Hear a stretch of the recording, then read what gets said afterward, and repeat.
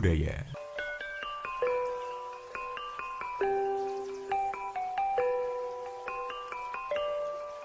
Selamat datang di program Nguri Uri, Muda Berbudaya. Selamat datang teman-teman dan Sobat Ista di program Nguri Uri, program yang diinisiasi oleh IST Akprin Yogyakarta, di mana kita selalu mengajak dan ngobrol barengan sama penggiat seni Yogyakarta khususnya. Hari ini Salma sudah bersama dengan Mas Pulung.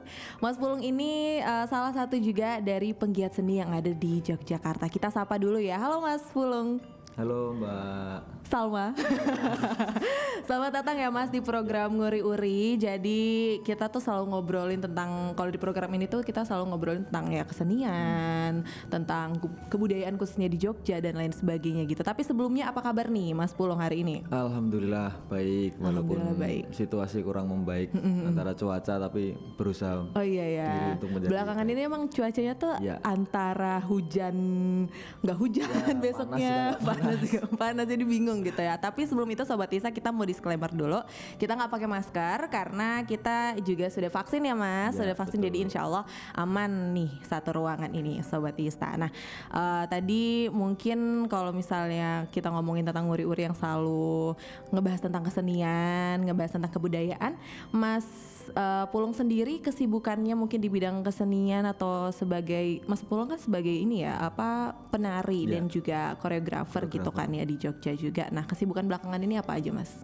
Kalau saya pribadi sih mungkin tetap masih berkarya dan mungkin menari juga menjadi pekerjaan sehari-hari ya. Betul. Cuman lalu berbagai macam ruang yang saya masuki, termasuk saya juga aktif di keraton juga, terus selalu bersama koreografer di Jogja, dan bersama teman-teman penari di Jogja pun saya juga aktif untuk bergerak terus. Jadi kesibukan saya mungkin itu, dan memang semua di tari itu harus saya sibukkan dalam tubuh saya gitu. Oke, jadi emang harus ada di dalam dirinya, betul. Mas Pulung, karena emang juga sudah berkecimpung. Udah dari kapan sih Mas di dunia tari kalau boleh tahu? Aku sebetulnya kalau mengenal tari itu sudah umur 7 tahun itu sudah mengenal tari, karena memang lingkungan jelas sudah mendukung sekali untuk tari, dan apalagi keluarga. Itu memang keluarga seni juga, dari kakek saya dan bahkan dari buyut saya pun juga udah mengenal seni, dan akhirnya bisa tidak bisa nih saya harus berada dalam circle di seni. Dan mungkin kalau bisa dikatakan aku konsen ke tari itu baru tahun sekitar 2004 saya mulai sedikit konsen, tapi pasca gempa. Nah pasca gempa 2006 itu saya benar-benar fokus sekali dan konsen untuk menjadi seorang penari dan ya berkecimpung di dunia tari. Pada akhirnya melanjut sebagai koreografer, sutradara dan sebagainya akhirnya. Gitu. Tapi kalau keluarganya Mas Pulung itu juga mendalami seni tapi di bidang tari atau seni-seni lainnya Mas? Sebetulnya mayoritas tari. Ya, walaupun kakek saya itu basic dia dari karawitan musik Jawa. Beliau pengendangnya Pak Bagong Kussudiardja dulu yang membuat PLT itu, dan beliau memang passionnya itu di pengendang tari. Jadi memang akhirnya terus walaupun basic karawitan musik Jawa, tapi ada komunikasi dengan tari yang erat. Akhirnya punya istri juga dari tari, dan akhirnya ke bapak saya, om saya, ibu saya. Berlanjut sampai saya. Berlanjut sampai Mas Pulung, benar. Terus kenapa awalnya Mas Pulung tuh mungkin tertarik dan mau concern ke tari gitu? Kenapa Mas? Mungkin pada awalnya sih ini dulu masih iya atau tidak antara saya mau hidup atau tidak di dunia tari, di dunia seni ya khususnya. Cuman pada akhirnya ketertarikan saya itu justru hal yang sepele menurut saya, melihat kegiatan dari orang tua saya. Bahkan hal yang mungkin sangat sepele itu, orang berlomba-lomba untuk mencari uang demi untuk pergi ke luar negeri. Sedangkan ketika kita menjadi seniman itu kita tidak perlu mencari uang untuk ke luar negeri, bahkan kita ke luar negeri pun dapat banyak uang gitu loh. Tapi ada gitu, terbuka jalan. Cuman akhirnya memang itu hal yang sepele saya pikirkan, kenapa ya bisa kayak gitu. Cuman akhirnya orientasi saya memang ketika saya berkesenian dan sebagainya memang orientasinya tidak ke masalah nominal ya. Cuman lalu hal sepele itu saya mungkin ketika saya berada di dunia seni akan bisa berjalan kemanapun saya inginkan, ke kota-kota yang saya inginkan, bahkan ke negara-negara yang saya inginkan. Harapannya seperti itu, dan ya memang didukung dengan saya concern terhadap dunia tari itu, harapan saya pasti akan bisa gitu. Dan dari situlah motivasi itu terus meningkat, saya terus pengen terus akhirnya harus konsen nih. Kalau nggak konsen saya percuma. Cuman ibarat kalau renang itu cuman dapat setengah meter itu juga tanggung basahnya. Mending sekalian basah sekalian, ya udah ini mau menyikapi seperti apa. Lagi udah mulai terjun ke dunia tadi dari tahun 2006 gitu 2006. Ya 2006an gitu Sobat Ista. Nah tadi Mas Pulung juga sempat bilang kalau misalnya sekarang juga mungkin kesibukan lainnya ada sutradara dan lain sebagainya. Nah Mas Pulung sendiri yang basicnya mungkin seorang penari terus bisa ke sutradara itu tuh ada gimana kesusahannya apa gimana sih Mas? Apa perbedaannya gimana gitu? Jelas susah sekali sih. Mungkin ini ya, bagaimana caranya ketika kita berbicara seorang koreografer dalam konteks koreografi tari itu kita hanya mengelola bagaimana gerak itu dimunculkan, lalu gagasan dari konsep karya itu dimunculkan dan sebagainya. Tapi ketika berbicara tentang sutradara, penyutradaraan, apalagi konteks di situ nanti kita berbicara tentang cerita ataupun apa ya, semacam kayak isu-isu yang akan kita angkat. Nah itu paling tidak kita harus tahu dulu akar dari apa yang akan kita bawa. Dan yang paling susah Mbak menurut saya itu bagaimana kita menyampaikan cerita apa yang kita dapat dan akan kita sampaikan ke audiens gitu. Tetapi lalu banyak ini kan banyak referensi lah, banyak yang mungkin di situ bisa memberikan apa ya, kalau di Jawa ada istilah sanggit. Sanggit itu ada cerita di dalam cerita. Nah itu yang jarang orang dikulik dan sebagainya. Itu dalam penyutradaraan itu sangat memutar otak sekali. Bahkan ketika berbicara masalah kenapa ada A dan B, nah itu kita tidak mengangkat A dan B-nya, tapi kenapa ada A dan B itu sebab akibatnya apa. Nah itu di situ harus digali, apalagi nanti hubungannya dengan tari ya. Kalau saya sendiri kan penyutradaraan memang basicnya untuk kebutuhan tari, jadi seperti drama tari atau sendera tari dan sebagainya. Nah itu susahnya lagi ketika kita sudah mendapatkan cerita, mengelola cerita, akan mentransformasi itu ke dalam gerak, ke dalam koreografi, dalam bentuk sajian, entah itu drama tari, entah itu sendera tari. Nah itu keribetannya yang sangat ekstra di situ. Di sana ya. Oke. Jadi harus tahu banget gimana caranya biar nyampe juga ke audiens gitu kan Mas Pulung ya. Oke, Sobat Isa, nanti kita bakalan ngobrol-ngobrol lagi sama Mas Pulung seputar dunia tari, kesenian dan lain sebagainya. Jadi stay tune terus, tetap di Nguri-Uri Muda Berbudaya. Nguri-Uri Muda Berbudaya.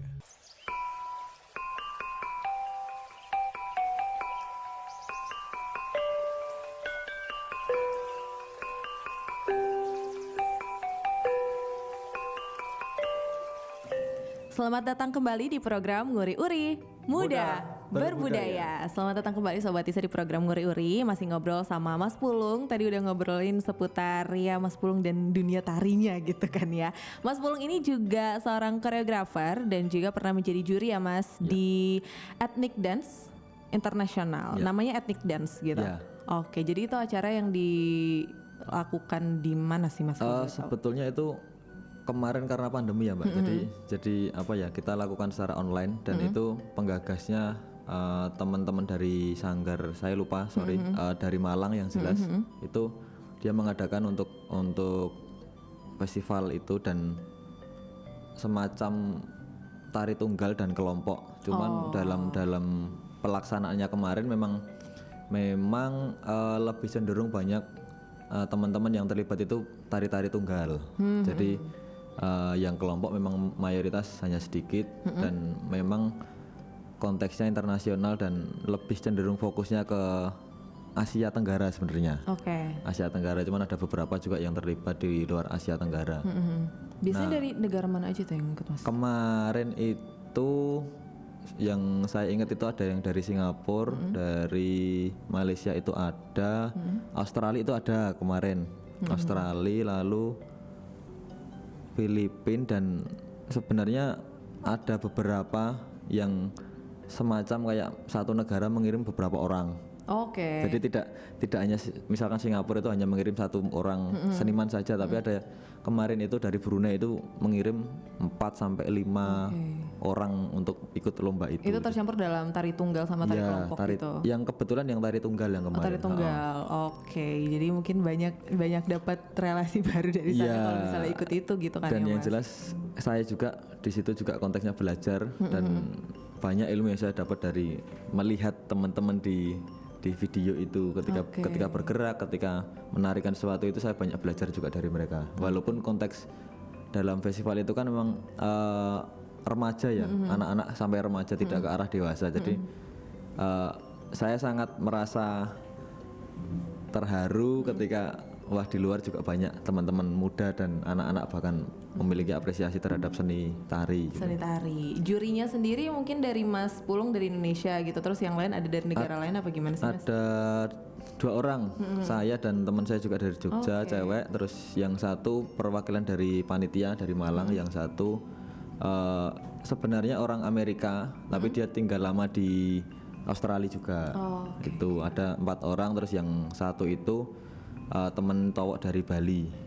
Jadi memang apa ya, enggak cuma dari Jogja aja atau dari Malang aja, cuman kita juga di situ dipertemukan untuk membentrokkan terkait gagasan, membentrokkan secara ya bertukar pikiran. Akhirnya ya dari yang kita belum kenal sama sekali dengan para juri, ya dari situlah kita bisa saling mendalami karakter juri dan akhirnya saling bertukar ilmu juga gitu sih. Oke. Kalau misalnya kan tari itu berarti banyak gitu kan ya tari, apalagi Mas Pulung sempat jadi juri dan terus ngeliat tarian-tarian dari negara lain kan juga beragam banget. Itu kalau misalnya Mas Pulung gimana sih melihat tari-tarian mereka tuh kayak punya inspirasi baru apa gimana sih, Mas? Oke, kalau memang apa ya semacam untuk pengantar dulu. Jadi memang saya banyak semacam misi atau kerja di luar negeri, cuman memang cenderung arah saya ketika saya keluar negeri itu memang membawa ada sih persentase saya membawa tradisi dan ada juga banyak saya mengikuti festival di sana itu ke jalur arah-arah kontemporer. Jadi mungkin saya bisa menganggap itu komplit ya. Di tradisi saya juga punya sangu atau bekal dan di kontemporer pun saya juga punya dapat sesuatu banyak di sana. Nah, ketika saya berbicara di luar atau di kancah internasional itu sebenarnya sangat banyak dan beragam untuk tari-tarian yang ada di sana. Jadi terkait tradisi pun juga seperti balet. Kalau di daerah Eropa itu juga budayanya di sana juga sangat kuat terkait penyikapan terhadap tradisinya itu dan terkait berbicara masalah kontemporer pun juga macam-macam. Dan akhirnya saya pernah tergabung menjadi salah satu penari di acara folk dance kebetulan waktu itu tuan rumah di Bali di Indonesia. Folk dance itu tahun berapa saya lupa ya, 2017 atau 18 itu dan diikuti banyak negara dan disitulah saya juga banyak belajar. Ternyata di Rusia juga ada folk dance walaupun saya belum tahu mendetail ini sebenarnya nama tariannya apa? Terus ini fokus tarinya itu seperti apa, terus lalu perkembangan tarinya seperti apa. Saya kan memang ini menyadari saya di sini hanya tergabung dalam satu program, tidak semacam residensi ya, jadi bisa berdiskusi panjang atau bisa menjalin komunikasi panjang. Cuman di situ saya ternyata di Rusia juga ada, di waktu itu di Italia juga ada folk dance yang mungkin saya tahu di Italia itu populer dengan balet. Dan ternyata folk dance-nya itu juga berkembang sangat luar biasa di sana dan di Rusia pun juga seperti itu. Waktu itu ada lagi di Kyrgyzstan juga ada yang terlibat banyak. Akhirnya saya memutuskan untuk ini kalau saya tidak membuka wawasan lagi tentang tari dan cukup hanya saya berada di zona nyaman saya, ya saya tidak akan tahu orang-orang ini bahwa keberadaan mereka itu sangat penting juga dalam dunia tari. Gitu sih, betul.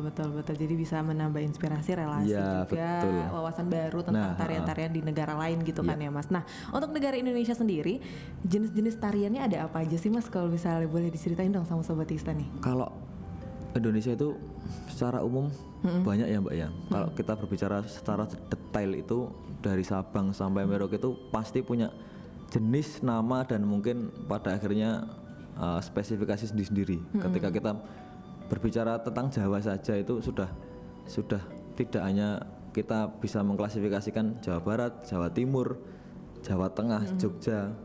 Tapi terkadang ketika berbicara masalah Jogja pun juga di situ folk dance-nya tuh macam-macam, banyak.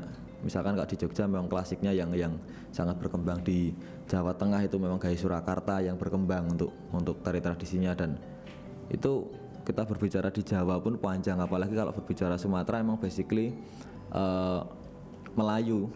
Jadi dari ujung Aceh sampai bawah itu memang akhirnya terus berpusat kepada Melayu, walaupun Aceh itu macam-macam, juga ada saman, terus ada tari keprajuritan itu semacam bawa rencong, itu memang tari-tari saya lupa namanya itu, tari keprajuritan itu. Lalu ada Serambang 12 itu juga menjadi khas dari tarian Melayu di Sumatera, bahkan di Riau ada, di Palembang ada, dan sebagainya. Ada apa namanya, tarian Tampuk Rande itu yang pakai galembong itu, yang bersuara Padang dari Minang itu. Terus banyak, Kalimantan pun juga bermacam-macam juga, dan ya itu apa ya, warna-warni Nusantara lah itu. Betul. Kalau misalnya Mas Pulung sendiri udah mempelajari tarian yang mana aja nih untuk segala macam jenis-jenis tarian tersebut? Kebetulan kalau saya waktu menempuh pendidikan di ISI itu memang diwajibkan untuk mengarah ke seni etnis daerah lain juga, dan saya waktu itu Sumatera saya pernah belajar banyak, lalu luar Jawa ya Bali, terus Kalimantan saya sedikit pernah belajar dengan orang Kalimantan, dan Papua saya pernah belajar dengan orang, walaupun tidak di dalam pendidikan ISI, cuman waktu ISI saya pernah belajar dengan orang, dan sedikit apa ya, concern juga berlatih. Akhirnya mungkin itu menjadi bekal untuk saya ketika saya disuruh menggarap tarian etnis gitu. Saya tidak gagap dan tidak kaget. Saya sudah punya bekal, walaupun ya saya menyadari bekal saya hanya 50% aja, mungkin nggak cukup, masih kurang. Cuman paling tidak saya punya bekal dan bisa saya sampaikan untuk pertanggungjawaban saya sebagai mungkin katakanlah koreografer ataupun penari gitu sih Mbak. Oke, terus misalnya dari daerah-daerah tadi Sumatera, Kalimantan, Jawa dan lain sebagainya, itu biasanya beda atau perbedaan setiap jenis yang ada di daerah-daerah tersebut tuh apa aja sih Mas? Misalnya Sumatera mungkin kayak agak lebih tegas apa gimana gitu. Kalau bedanya itu jelas beda sekali, cuman akhirnya ketika saya berada dalam zona penari, menjadi seorang penari itu keseluruhan basic itu sama, yaitu tari Indonesia itu, tari Nusantara itu berbasis pada tumpuan kaki sebenarnya. Cuman lalu bentuk dan desainnya akan berbeda-beda. Seperti halnya saman itu geraknya dinamis sekali, geraknya dinamis, dan dia bahkan ada vokal-vokal yang dia ucapkan terus-menerus bersamaan dengan gerak. Nah itu dengan kedinamisan itu, tapi dia posisinya konsisten, tidak ada gerak yang berdiri, tetap dengan duduk dan sebagainya. Sedangkan bertolak belakang saya dengan tarian Serambang 12 dari Sumatera, dari Riau itu saya tak pernah belajar itu. Dia musiknya dinamis, tetapi kenapa ya geraknya itu lembut dan hampir kalau dikorelasikan dengan di Jawa itu ya hampir kayak tari halus, tari putra halus gitu. Jadi halus terus, cuman ada titik berat, ini tumpuan kaki kalau dia nggak kuat, itu jelas nggak bisa melakukan hal ini dengan sekonsisten itu, dengan sesmooth itu melakukannya. Nah itu banyak juga. Terus ketika di Padang itu pun juga gitu. Padang itu Tampuk Rande itu jelas itu tumpuan kaki harus kuat karena dia harus menggunakan galembong, dan galembong itu yang dia jadikan bahan utama untuk menyampaikan ini loh tarian Tampuk Rande itu. Tari piring juga dari Padang. Ya, tari piring juga. Itu agak bingung itu yang gimana caranya biar nggak lepas piringnya ya. Itu memang akhirnya ada pembahasan bahwa bisa itu karena terbiasa. Iya benar. Mungkin proses mereka itu bisa melakukan atau menyeimbangkan piring itu karena mungkin terbiasa untuk melakukan dan terbiasa berlatih ya. Jadi sebenarnya keseimbangan itu pun, nah ini sangat susah ketika berbicara keseimbangan tangan, kita membawa sebuah properti, dan keseimbangan kaki yang bergerak dengan konsisten, dengan smooth gitu kan, akhirnya tidak hanya balancing dari tangan dan kaki tapi juga balancing dari penarinya sendiri untuk benar, menyeimbangkan. Nah itu sebenarnya banyak sekali sih Mbak, termasuk di Jawa pun juga gitu. Jawa itu juga banyak dinamika kesenian juga, termasuk di hampir rata-rata sama Jogja, Surakarta, Jawa Tengah, terus Jawa Barat, Jawa Timur. Memang akhirnya lebih dinamis, terkesan dinamis Jawa Timur karena mungkin apa ya, kulturnya juga dinamis juga di sana. Cuman rata-rata Jawa memiliki kesamaan dan bahkan sampai pada akhirnya desain, gerak dan sebagainya itu cowok cewek itu hampir memiliki kesamaan. Sampai pada akhirnya di Bali juga sebenarnya kalau menyadari, walaupun sedikit berbeda dalam gesture, dalam desain gerak, tapi secara basically Jawa Bali itu memiliki kesamaan secara teknik, entah itu kaki, entah itu kekuatan tangan, ekspresi, dan akhirnya pada dinamika. Mungkin Bali yang agak terkesan dinamis sekali. Sebenarnya sama di seputar Jawa itu memiliki kesamaan sampai Jawa Bali itu. Itu sih. Dan ya banyak di daerah Kalimantan pun juga sama, Sulawesi dan akhirnya Indonesia Timur seperti Papua, NTT pun juga memiliki spek yang sama sebenarnya. Oke, kalau Mas Pulung sendiri sekarang belakangan ini deh atau beberapa waktu ini sedang fokus untuk mempelajari atau tentang tari apa gitu Mas Pulung? Kalau saya kebetulan karena saya berkecimpung di dunia apa ya, dua dunia mungkin ya bisa dikatakan, di dua dunia, di tradisi dan kontemporer. Saya akhir-akhir ini baru concern ke klasik Jawa, tapi dalam output yang saya ingin mencari sesuatu yang lain di luar klasik, berbicara tentang tubuh. Oh gimana toh? Jadi ketika berbicara tari klasik itu sebenarnya itu tidak hanya berbicara sebatas gerakan atau tubuh yang bergerak, tapi sebenarnya kedalaman para empu-empu membuat pada waktu itu kan pada akhirnya kita menari klasik itu tidak cuma kita menari klasik aja, tapi berdasarkan filosofi tentang tari klasik itu ya kita bersinggungan dengan prinsip hidup. Tentang ada mungkin kalau di keraton ada sewiji greget sengguh ramingko, sewiji itu bagaimana kita menyatukan hati dan pikiran dan rasa ketika menari, terus sengguh itu yang gimana ya kita menari biar tidak memiliki tekanan tapi kita concern dan serius di situ dan benar-benar punya kewibawaan. Akhirnya mungkin dalam tahap yang lebih lanjut bisa memunculkan aura-aura yang wow gitu, kalau empu-empu dulu bilang gitu. Dan seperti orang mingkuh pun juga gitu, ketika istilah orang mingkuh itu ya seorang penari itu harus siap ketika di atas panggung ataupun di atas pendopo ataupun dimanapun, penari itu harus siap dalam berbicara masalah kreativitas pikiran dan kreativitas hati.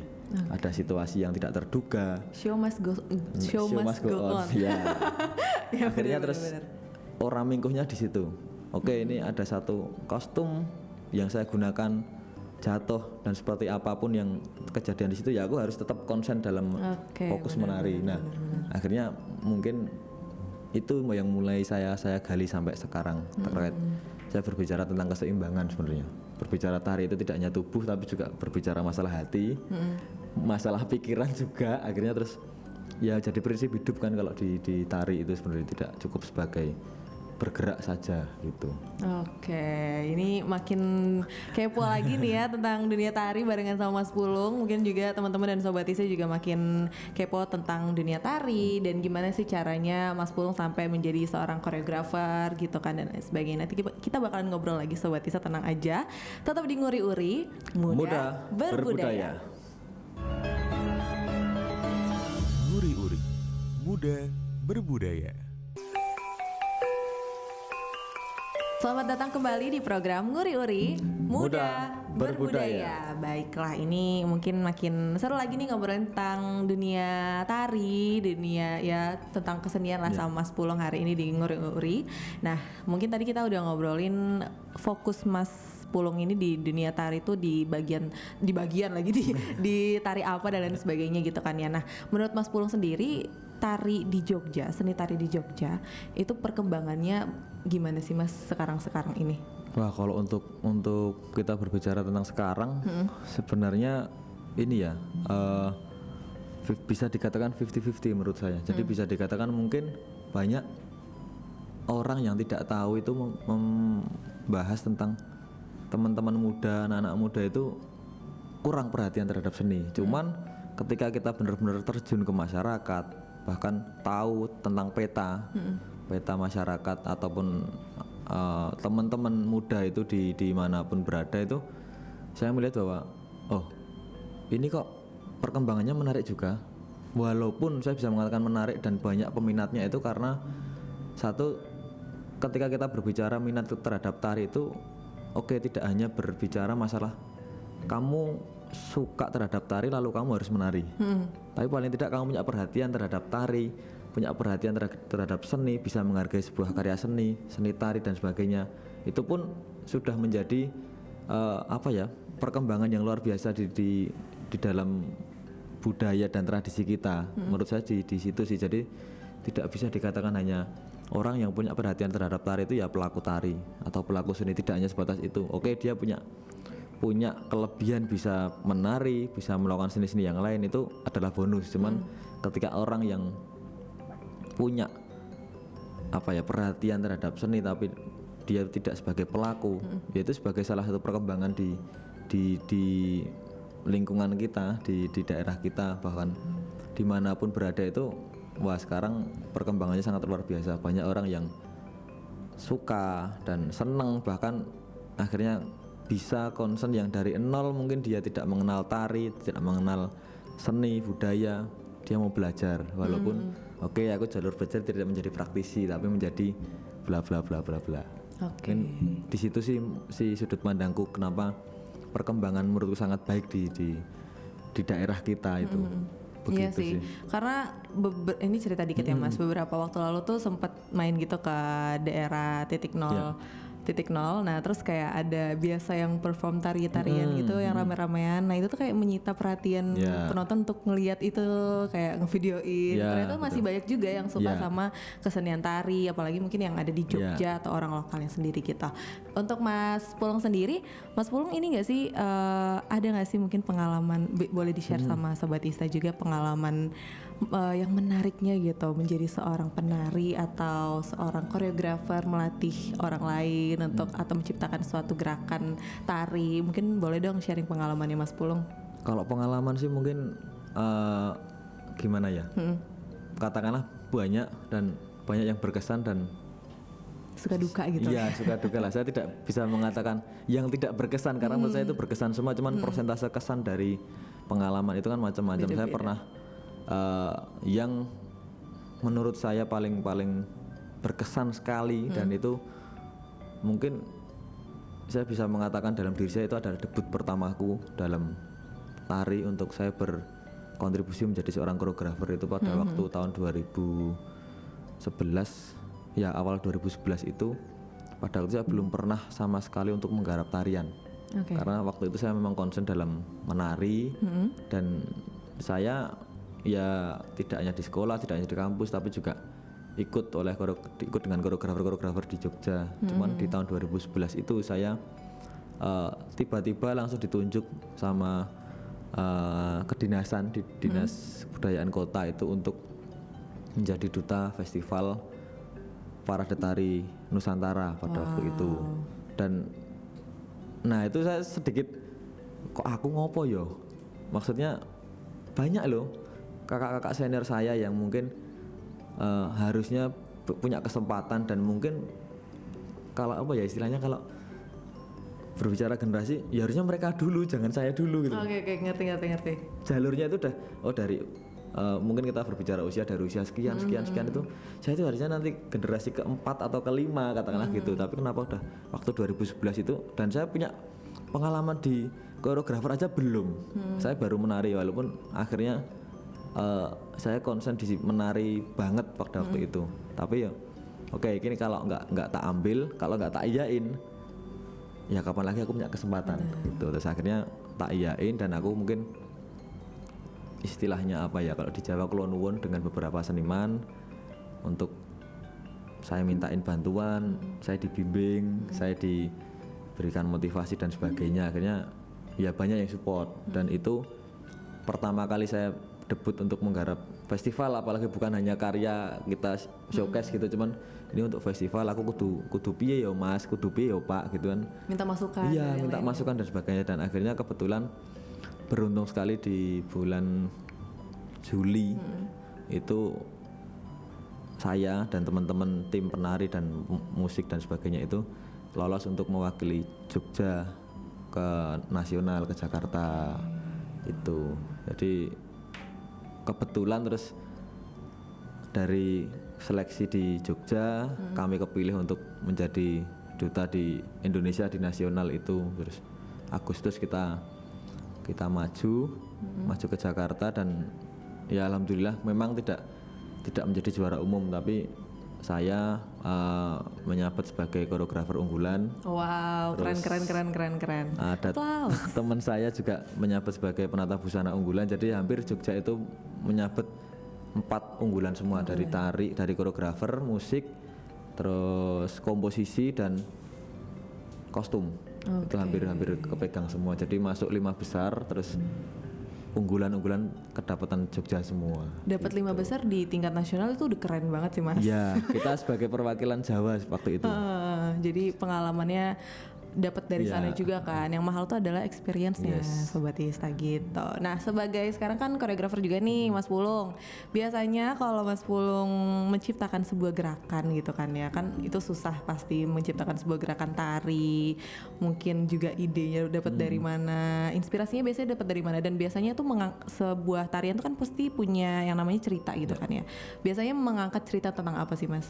Dan inspirasinya dari mana? Kalau sumber sih banyak sebenarnya Mbak.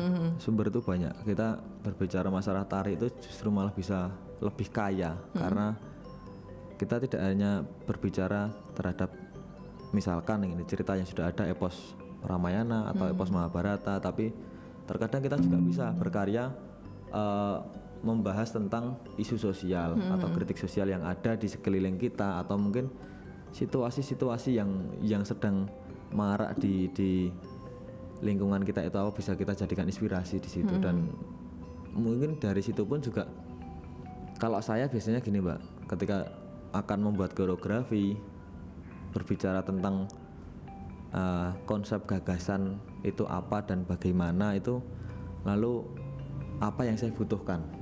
Misalkan dalam cerita ini saya menceritakan orang yang sedang bangun tidur, atau orang sedang bangun tidur mau berangkat bekerja. Nah, aktivitas apa sih yang mereka lakukan ketika bangun tidur? Lalu mungkin bisa dikata dia hening sejenak di tempat tidur, bermain HP. Mungkin itu aktivitas-aktivitas itu. Nah, dari aktivitas itulah yang menginspirasi saya untuk membuat gerak koreo. Jadi katakanlah berbicara masalah gerak itu kan, kalau di secara tertulis kan, gerak adalah ekspresi jiwa manusia yang disterilisasi oleh keindahan dan sebagainya. Nah, disitulah yang selalu sedikit mengunci saya bahwa membuat gerak itu tidak susah kok. Membuat gerak itu sangat tidak susah ketika kita memang bisa memahami peristiwanya apa dan kebutuhannya apa di situ. Aku bangun tidur, mau makan, mau minum, ke kamar mandi, katakanlah itu. Nah, aktivitas itu kan bisa menjadi sebuah gerakan. Lalu tidak terus bangun tidur gerakannya piye. Lah kamu ketika bangun tidur kamu aktivitasmu seperti apa, itu jadikanlah sebuah motivasi gerak, katakanlah gitu. Kalau di cerita misalkan seperti sendera tari atau drama tari yang kita selalu berkutat pada cerita sejarah atau cerita epos Ramayana Mahabharata, ya kita berbicara masalah peristiwa lagi. Semisal seperti Hanuman ketemu dengan Sinta, itu dalam teks itu aktivitasnya apa yang dia lakukan? Oh, Hanuman masuk gerbang, dia bertemu Sinta, dia menyembah, dia memberikan cincin, bahwa cincin ini adalah dari Ramawijaya yang sekarang kalian LDR gitu. Nah, aktivitas itulah yang kalian jadikan koreo, bukan kamu mengada-adakan koreo lagi, tapi itu aktivitas itu udah terbayang, oh rutenya seperti ini, gerakannya realisnya seperti ini. Nah, itu yang jadikan motivasi untuk membuat koreografi. Sebenarnya ya tidak bisa dikatakan mudah ya, cuman segampang itu ya untuk kita membuat koreografi sebenarnya. Bisa dari kehidupan sehari-harinya manusia gitu kan untuk ya. memotivasi kita membuat sebuah desain gerak dan memotivasi untuk mengisi kedalaman gerak dan sebagainya. Betul. Sangat banyak sekali treatmentnya. Bener-bener. Mungkin itu sebabnya si seni tari ini tuh emang harus dilestarikan terus kali ya Mas. Betul sekali. Atau gimana menurut Mas? Kalau saya setuju sekali karena memang akhirnya kalau kita tidak mengembangkan atau mengepakkan sayap si tari itu, ya siapa lagi yang akan ngopeni ya kalau di Jawa, siapa mana yang ngarep ngopeni tari tradisi, tari etnis, tari kontemporer, apapun yang ada di Jawa, Indonesia, di dunia ini, kalau bukan generasi muda siapa lagi yang akan mengembangkan itu. Kalau saya gitu sih. Benar-benar. Terus gimana sih misalnya kan sekarang mungkin kita bisa berharap kepada anak-anak muda gitu kan ya Mas untuk melestarikan kesenian, nggak cuma tari aja, kesenian apapun itu gitu kan. Apa sih biasanya, atau mungkin Mas Pulung bisa kasih masukan nih sama anak muda, upaya apa yang bisa kita lakuin nih untuk melestarikan kebudayaan tari deh mungkin khususnya? Saya berbicara minimal teman-teman itu bisa melihat tentang tari itu apa. Jadi tidak harus punya perhatian terhadap seni ataupun tari itu. Kita, yang saya sampaikan tadi, kita tidak harus menjadi seorang praktisi, kita tidak harus terjun ke dalam lubang yang sangat dalam itu. Cuman paling tidak ketika kita punya perhatian dan oh tari itu adalah ini dan tari itu seperti ini. Dan saya yakin ketika teman-teman muda itu bisa memahami akan adanya itu, mungkin teman-teman semakin lama semakin punya perhatian lagi terhadap tari itu apa. Mungkin situ sih yang mendasar sekali ya. Kalau kita tidak bisa mengatakan bahwa teman-teman ketika punya perhatian terhadap tari harus menjadi pelaku tari. Tidak harus seperti itu sebenarnya. Cuman bagaimana caranya, tentang teman-teman itu senang dulu nonton, senang dulu apresiasi, Benar. lalu senang dulu untuk menikmati. Pada akhirnya ya terserah kamu setelah itu mau terjun menjadi pelaku boleh, mau, kan banyak jalur sebenarnya bisa menjadi pelaku tari, bisa ke arah kritikus tari atau penulis atau kurator dan sebagainya, kan sebenarnya jalurnya banyak sekali. Dan itu siapapun bisa, menurut saya tidak harus orang yang berkecimpung atau menempuh dalam pendidikan seni formal, tapi siapapun bisa belajar seperti itu. Setuju. Asal dia emang mau, ya emang terjun ke dunia betul, tari gitu kan ya Mas. Oke, nanti kita masih bakalan ngobrol lagi sama Mas Pulung di Nguri Uri, tapi setelah sesi selanjutnya nanti Sobat Isa. Jadi nanti kita bakalan ngobrol-ngobrol lagi mungkin seputar kenapa sih anak muda itu harus berbudaya gitu ya Sobat Isa. Tetap di Nguri Uri, muda berbudaya. Nguri Uri, muda berbudaya.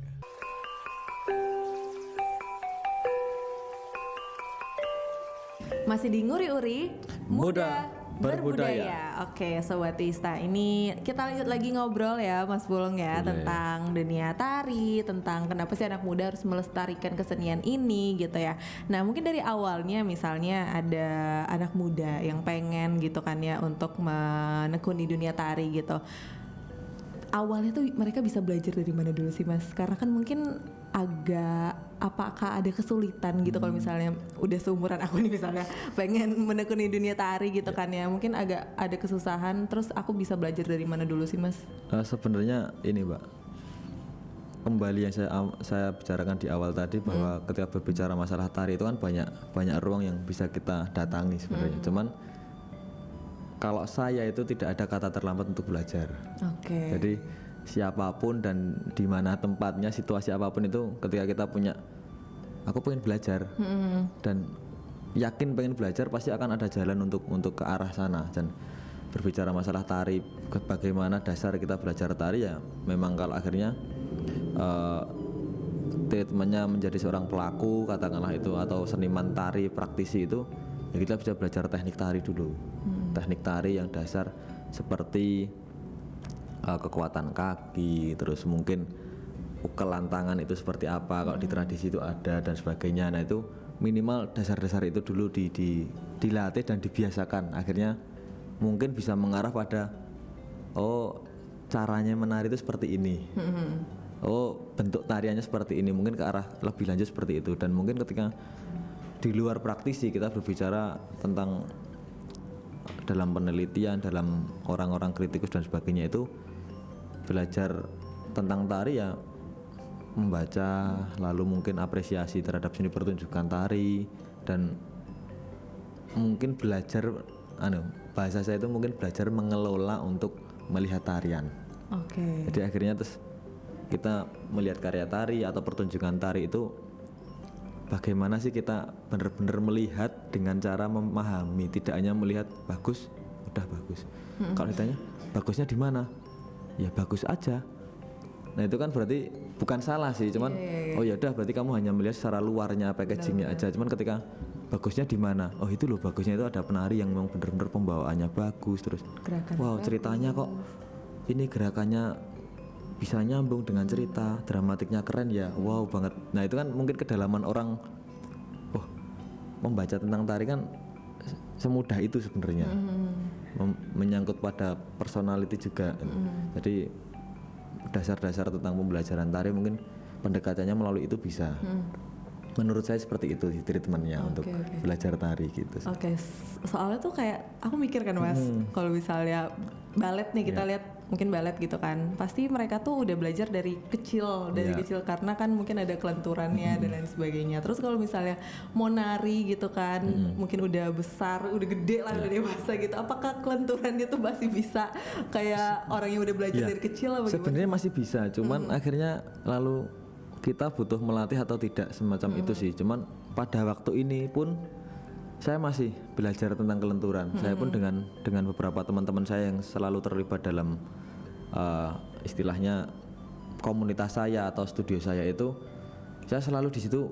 Yuk kita setiap hari loh, makanya ketika kita latihan itu persentase waktu 1 sampai 1,5 jam itu kita harus pemanasan, dan pemanasannya pun tidak hanya pemanasan yang penting berkeringat, tapi juga kelenturan itu juga penting. Walaupun katakanlah usia sudah di angka 25 ke atas, itu kan terkadang berbicara 25 ke atas itu udah masa-masa yang rentan dan riskan. Cuman nggak ada yang tidak mungkin ketika kita selalu melatih dan mencoba gitu. Jadi nek wong Jawa iki ngarane iso mergo kulino. Nah gitu. Jadi apa tuh artinya? Bisa karena terbiasa. Jadi memang teman-teman di luar sana ketika berbicara masalah proses pelatihan balet itu dari kecil. Jadi ketika saya tidak heran dengan mungkin katakanlah mereka di usia sekarang, wow tubuhnya sangat lentur, sangat indah dan sebagainya ya, karena memang mereka prosesnya panjang dan kelenturan itu memang dia perhatikan sekali dari awal. Dan ketika kita berbicara untuk masa saat ini, ya nggak ada salahnya kita mencoba. Cuman akhirnya terus oke, kamu mau atau tidak, atau ya kamu belajar tentang balet atau tari-tari tradisi yang lain, nggak bisa loh secara fisik aja.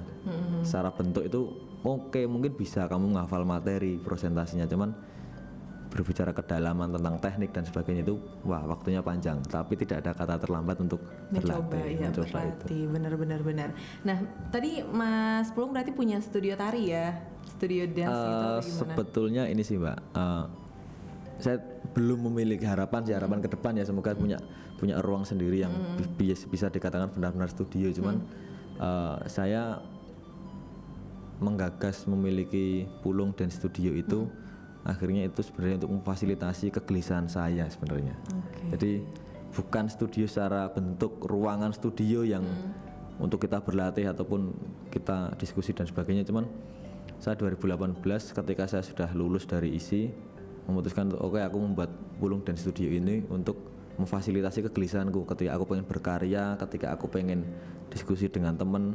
Nah, ruang Pulung dan studio ini hanya sebenarnya cuman apa ya, sebatas emblem aja, tapi tidak ada bentuk yang inikah sanggar atau ini komunitas atau ini studio bener-bener school gitu atau gimana. Karena satu, saya memang belum mengarah ke situ ya.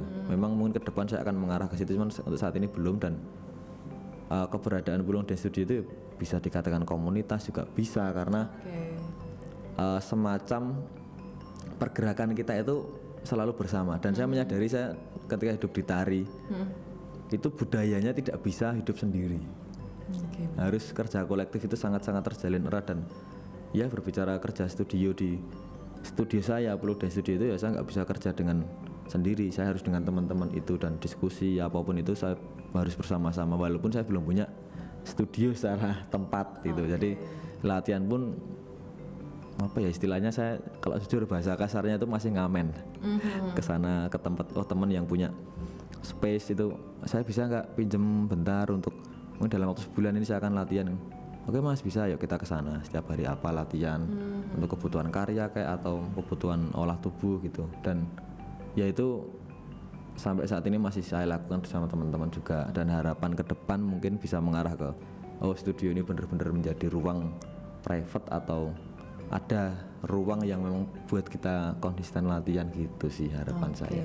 Semoga bisa terrealisasikan ya Sobat Tista. Berarti boleh dong mungkin anak-anak muda atau teman-teman lainnya join-joinan ke Boleh. Pulung Studio ya. Pulung Dance Studio. Pulung Iya. Dance Studio gitu Sobat Tista. Apa sih harapan Mas Pulung sama terhadap anak muda gitu ya? Kalau misalnya mereka ini adalah kemauan untuk melestarikan kesenian, apa harapan Mas Pulung terhadap mereka? Saya harapannya saya itu kalau teman-teman muda itu bisa mengapresiasi tentang seni dan budaya itu ke depan mungkin ya bisa dikatakan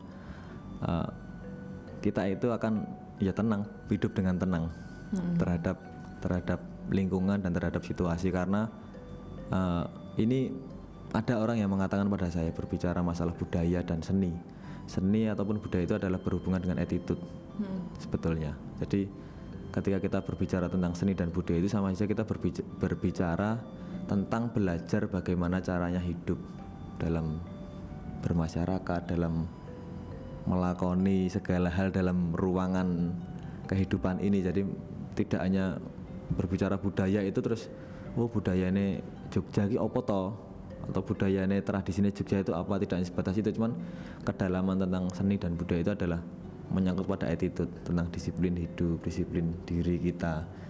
Dan ya mungkin banyak kegelisahan para senior-senior yang tentang situasi saat ini, mohon maaf kriminalitas dan sebagainya itu